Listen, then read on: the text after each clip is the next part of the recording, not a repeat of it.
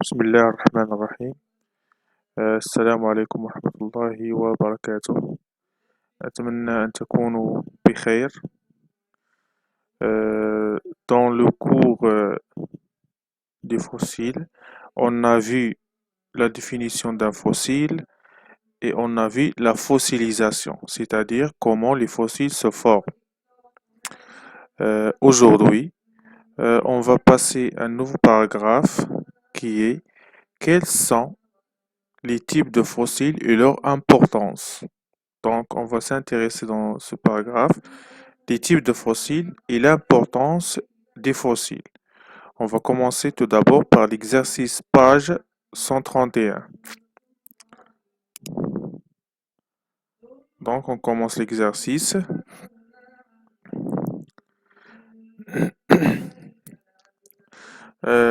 On commence par la première question. Déterminer la période d'existence de chaque fossile. Donc, dans ce document, on a une coupe stratigraphique, c'est-à-dire une coupe qui est formée de couches stratigraphiques, qui sont la couche A, la couche B, la couche C et la couche D. Et dans chaque couche, on trouve un fossile particulier, comme vous observez ici. Et ce document nous donne aussi la période d'existence de chaque type de fossile. Donc, on commence la première question. Déterminer la période d'existence de chaque fossile. On commence par le trilobite. Le trilobite est un fossile qui a vécu pendant moins 150 millions d'années jusqu'à moins 240 millions d'années. Donc, sa période d'existence, c'est écrit ici, entre 550 et 245 millions d'années. On passe à l'ammonite, comme on observe ici. Il a vécu pendant une période de moins de 145 millions d'années jusqu'à moins 65 millions d'années, comme vous observez ici. Les nummulites ont une période d'existence entre moins 65 millions d'années et moins 1,7 million d'années. Et le dernier fossile, qui est le nautile, il a une grande période d'existence qui s'étend à peu près de moins 245 jusqu'à aujourd'hui. Donc ça, c'est la période d'existence de chaque type de fossile. Maintenant, on passe à la question 2. A. Comparer la période d'existence d'un nautile à celle des autres fossiles illustrés dans le document ci-dessus, puis déduisez leur répartition chronologique. En comparant maintenant la période d'existence des nautiles, qui est de moins de 245 millions d'années jusqu'à aujourd'hui, par rapport aux autres, on observe que les trilobites, l'ammonite et le nautile, ammonite, trilobite, nummulite, ont une courte période. Par contre, comme on observe ici, le nautile, il a vécu pendant une longue période et il reste encore vivant jusqu'à aujourd'hui. On passe maintenant à B. Il a été prouvé qu'on a pu trouver des trilobites, des ammonites et des nummulites dans différentes régions du monde, déduisez la répartition géographique de ces fossiles. Puisqu'on les trouve dans des régions différentes du monde, on dit qu'ils ont une grande répartition géographique. Ils ont une grande répartition géographique, mais par contre, ils ont une courte répartition chronologique. C'est l'inverse. La répartition chronologique هي التوزيع الزمني. هادو عندهم توزيع زمني قصير. لكن التوزيع الجغرافي ديالهم توزيع جغرافي واسع أو كبير. On passe à la troisième question. Le document 2 représente les strates de la coupe géologique non ordonnées selon leur formation chronologique. A. Reconstituer la chronologie de formation des couches sédimentaires puis compléter le schéma en représentant les couches selon leur ordre de formation dans le temps. Donc, dans le document 2, il y a des couches non ordonnées dans le temps. On doit les ordonner selon leur ordre chronologique. Donc, quelle est la première couche? La première couche, c'est celle-là. Pourquoi on a dit la couche en bleu qui est la première? Puisqu'on trouve dans cette couche des trilobites. Et on revient ici, les plus anciens sont les trilobites. Donc, on dit que la couche bleue, c'est la première. On passe ici, après le trilobite, il vient les ammonites. Donc, on cherche la couche où se trouvent les ammonites, c'est cette couche. Donc, ça, c'est la deuxième couche. On passe ici les nummulites, on cherche où se trouvent les nummulites, c'est dans cette couche. Donc, ça, c'est la troisième couche. Et ça, c'est la quatrième, puisqu'on trouve seulement les nautiles. Donc, ça, c'est l'ordre de ces couches selon leur chronologie. Donc, expliquez comment vous avez procédé. Donc, comment on a fait la chronologie de ces couches.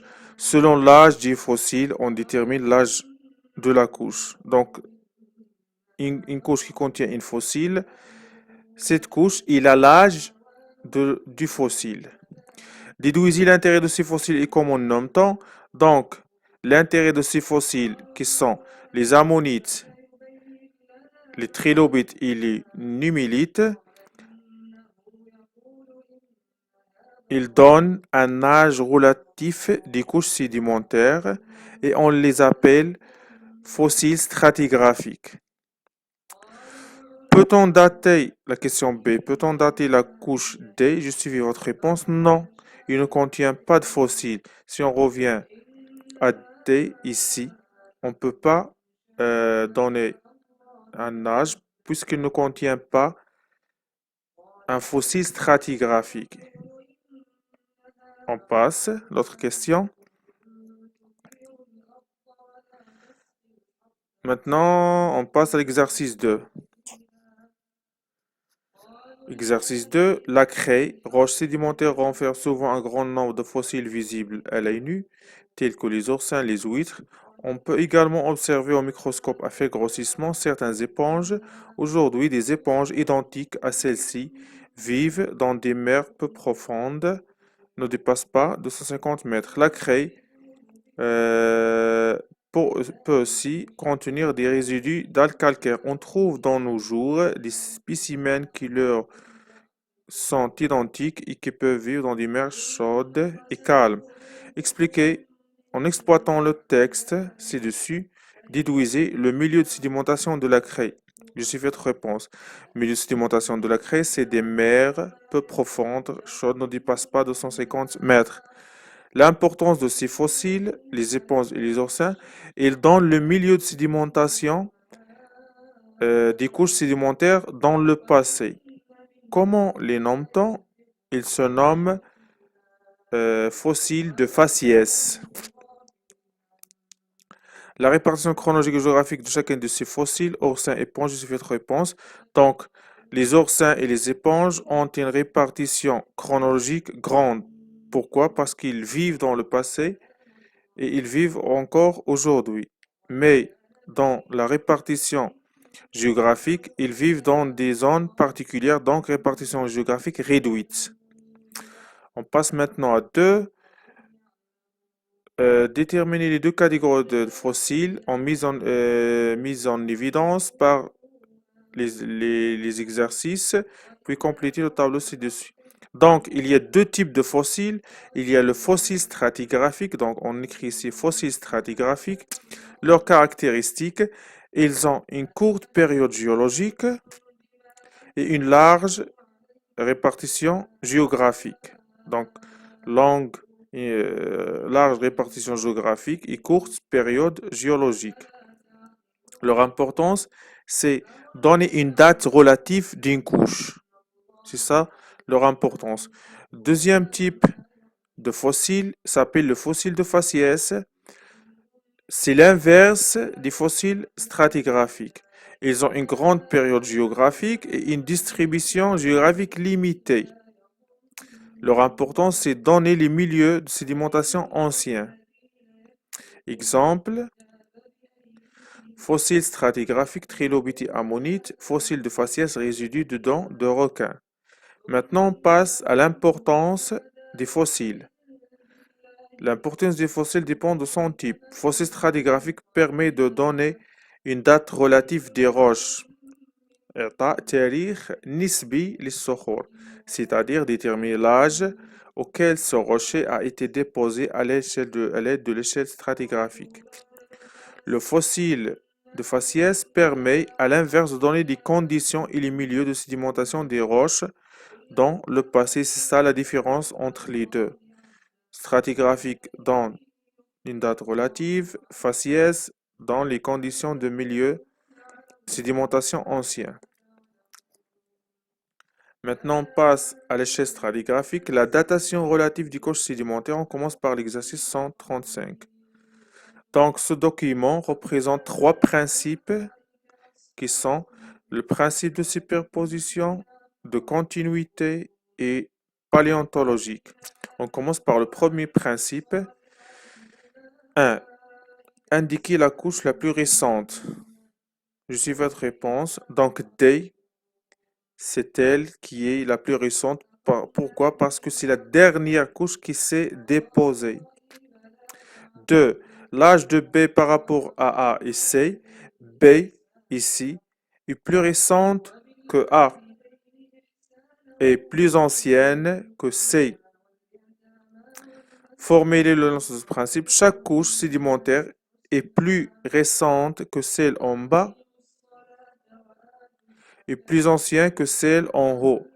Par exemple, B, on dit que B est plus récente que A. Pourquoi? Parce que B se trouve en haut. Et B est plus ancien que C. Pourquoi B est plus ancien que C? Parce que B se trouve en dessous de C. Et pour cela qu'on a dit B est plus ancien que C. On passe au deuxième principe, principe de continuité. La première question, lier avec un trait les toits et les lits des deux couches B et B' qu'observons. Donc, il faut savoir une chose, c'est qu'une couche sédimentaire est déterminée par un lit, comme on observe ici. Ça, c'est le lit de C et un toit. Donc, chaque couche sédimentaire toujours limitée par un lit et par un toit. Ici, ça, c'est le lit de B et ça, c'est le toit de B. Ici, c'est le lit de B' et ici, c'est le toit de B'.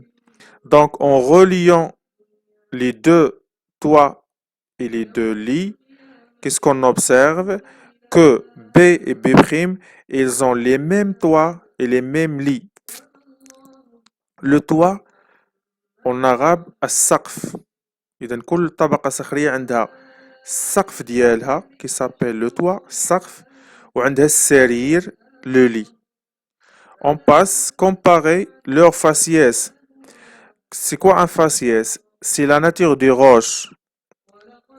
Donc on observe que B et B', ils ont la même nature des roches. Donc on dit qu'ils ont le même faciès. Que peut-on conclure?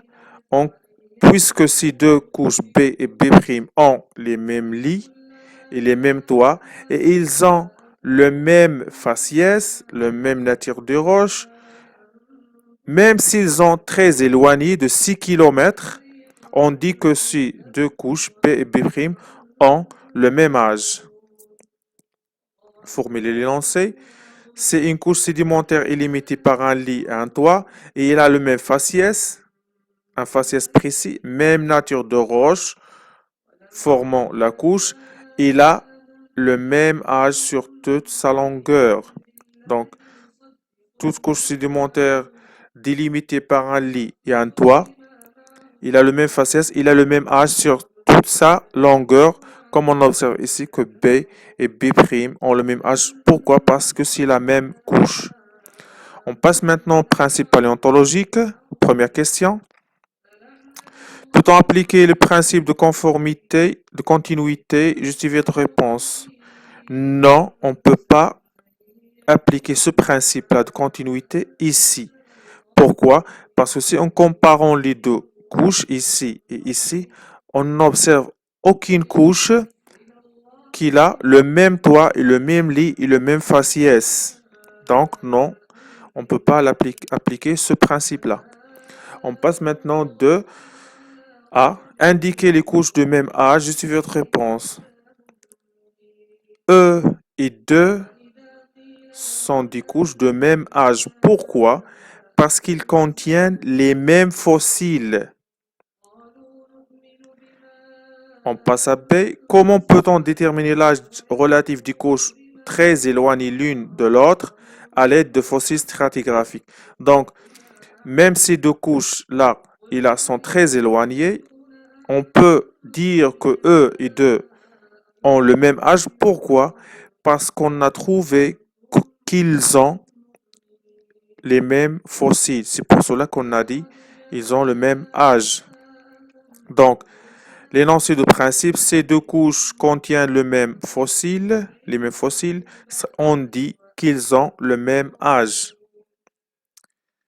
Donc, le résumé de ce paragraphe, les roches sédimentaires se déposent sous forme de couches horizontales parallèles, continues et parfois fossilisées. Chaque couche est définie par un lit et un toit, saqf ou sarir. Pour la datation relative, on dit ici datation relative, يعني تاريخ نسبي ماشي تاريخ مضبوط de ces couches sédimentaires, les géologues ont adopté le principe stratigraphique. Le principe de superposition dit que chaque couche sédimentaire est plus récente que celle en bas, et plus ancienne que celle en haut. On a déjà expliqué ça. Principe de continuité, c'est une couche sédimentaire est limité par un lien toit. Il a le même faciès, même nature de roche forme la couche, et il a le même âge sur toute sa longueur. Le principe paléontologique, ces deux couches contiennent les mêmes fossiles stratigraphiques. On dit qu'ils ont le même âge.